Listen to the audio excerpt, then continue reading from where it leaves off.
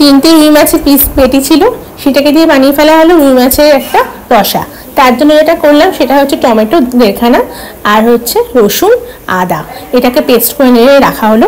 তারপর গরম মশলা গোটা জিরে ফোড়ন দিয়ে মাছগুলোকে তার আগে ভেজে নিয়েছি, আর আলুগুলো ভেজে নিয়েছি। তারপর তেলে গরম করে তার মধ্যে গরম মশলা ফোড়ন, গোটা গরম মশলা, গোটা জিরে, আর তারপর হচ্ছে তোমার তেজপাতা, এটা ফোড়ন দিয়ে তারপর তুমি ভালো করে ওই মশলাটা, যেটা টমেটো পেস্ট, আদা পেস্ট আর রসুন পেস্ট ছিল, কাঁচা লঙ্কা পেস্ট, সেটাকে অ্যাড করে দেবে।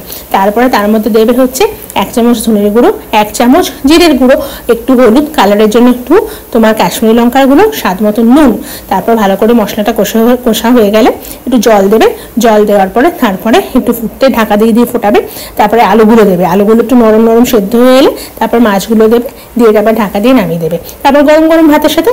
এটা ছিল আমাদের আজকে লাঞ্চ। তোমরাও এটা করতে পারো, খেতে খুব ভালো লাগে। এটা কিন্তু আমাদের বাঙালিদের একটা অন্যতম আইটেম, যেটা আমাদের প্রত্যেকের বাড়িতে দুপুরবেলা একটা মাছের ঝোল মাস্ট। ভালো লাগলে একটা লাইক, একটা শেয়ার, একটা সাবস্ক্রিপশন চাই। আর আমার চ্যানেলে এরকম চোখ রাখতে থাকো, বিভিন্ন ধরনের রান্নার রেসিপি, যেগুলো আমাদের ঘরোয়া রান্না, সেগুলোকে আমি পোস্ট করতে থাকি, সেগুলোকে লাইক করতে থাকো। আর যদি নতুন নতুন কোনো কিছু রেসিপি চাও সেটাও বলতে থাকো, রিকোয়েস্ট করতে থাকো। তার সাথে তোমরা ক্যানাডার বিভিন্ন জায়গার ব্লগও মাঝে মধ্যে পাবে। আর চলো, একটা বাই বাই, সি ইউ।